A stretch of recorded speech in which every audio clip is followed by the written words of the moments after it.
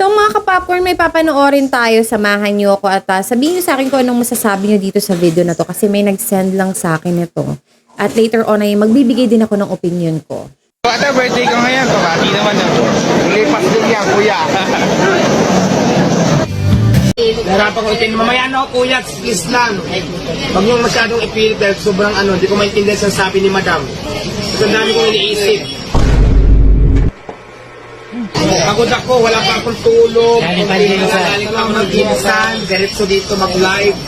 Tapos wait lang naman. Tao lang din ako, hindi ako robot. Pagkakala nyo, robot na ako. Napagod din ako. Nahirapan ko itin. Mamaya na. 1, 2, boy, ate, kuya. 1, 2, 3.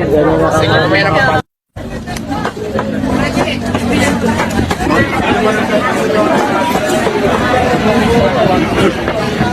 Sandali lang, madam. Mamaya na yung picture natin. Isip po tayo. 1,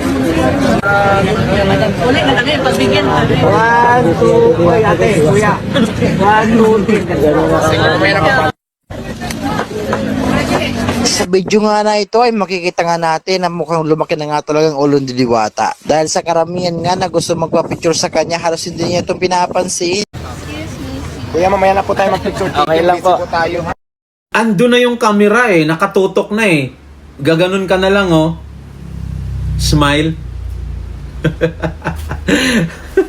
Picture mga bata? Mamaya na, kuya. Isip po. Marami ko ginagawa. Magkain ba kayo? Wala pong shout out mo lang. Alam nyo, ang haba ng tinayo ko doon sa picture-picture, di pa rin tayo nagsawa. Yung mga ko pa-picture, pindutin nyo na kaagad para mabilis. Okay na, okay na masyado. Tama na. Ano ba yan?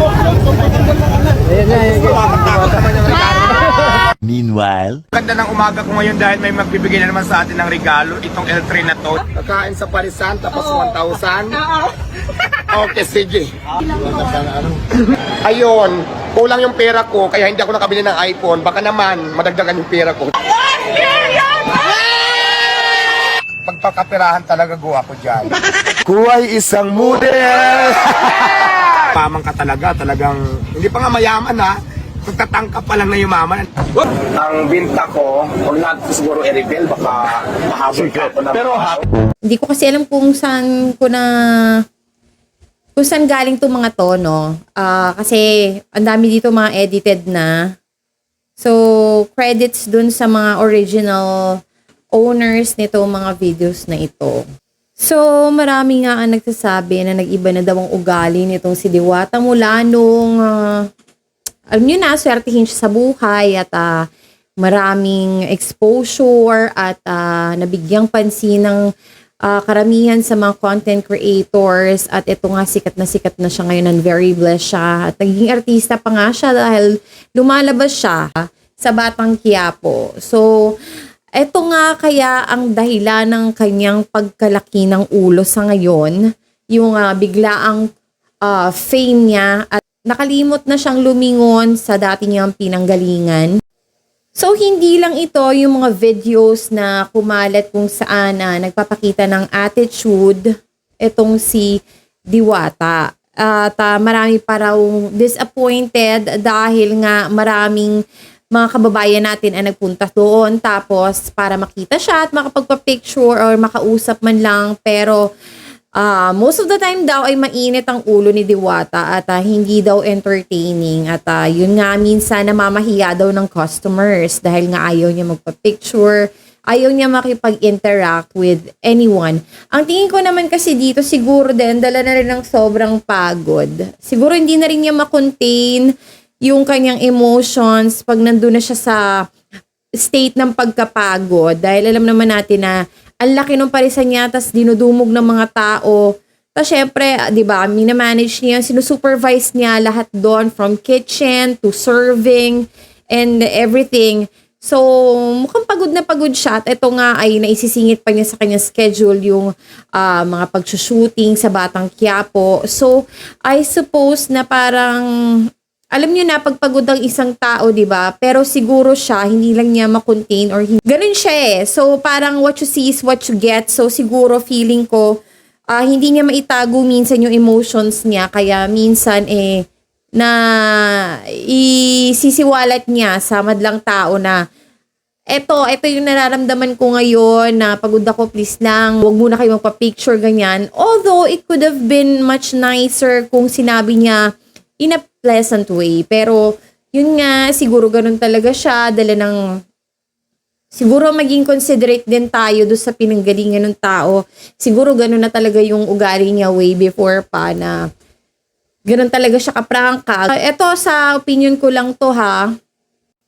Other than that, kasi doon sa mga nagsasabi sa, eto nga, maraming lumalabas sa mga reels at saka mga ginagawang content, yung pagiging masungit daw ni Diwata, ganyan na. Syempre nga naman, di ba? Ako naman doon sa side naman ng mga taong nagpupunta doon para makita siya at makausap siya kahit papano makapagpa-picture sa kanya, di ba? Syempre nga naman, di ba? Yun yung gusto mo na makapagpa-picture ka man lang sa kanya. Pero nakaka-disappoint kasi pagdating mo doon, makikita mo siya pero hindi maganda yung mood niya. Nakaka-disappoint din on the part of those customers na talagang nag-exert ng effort just to see him. Hindi ko na naman pwedeng sabihin na maging understanding tayo dun sa posisyon niya kasi syempre iba-iba naman ang tao, di ba? Siguro marami din ang mga sensitive na mga tao na ay ganito pala. Syempre nga naman, di ba, na yun lang yung gusto mo mangyari kumbaga tapos hindi ka pa napagbigyan. Parang yun yung isa sa mga dahilan kung bakit ka madidisappoint talaga. Tapos ito naman syempre doon sa part naman ni Diwata dahil nga siya lahat doon. Dinudumog ng mga tao. Tapos ang dami niyang tauhan, ang dami niyang pinagsisilbihan kumbaga. Ang dami niyang minomonitor doon dahil may store pa siya doon. Ganyan. So, medyo pagod-paguran talaga siya. At siguro, di ba, hindi lang yun ang ginagawa niya sa kanyang mga buhay. Rumaraan pa din siya. Charot.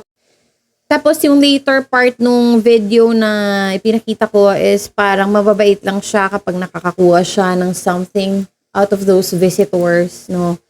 Na kapag may nagbibigay sa kanya ng ganito, ganyan na na-appreciate niya. There was this one video na nakita ko na hindi niya nagustuhan yung pinasalubong sa kanya, inisnab niya. Sabi niya ganun doon sa lalaki, ano ba yan kuya, nakakatakot naman yan. Inabot sa kanya yung supot. So parang nakaka-offend yun, di ba? Syempre nag-exert ka ng effort to go there and see him, tapos inaabutan mo doon sa makakaya mo lang na ibigay sa kanya, tapos hindi niya na-appreciate, tapos napahiya ka pa.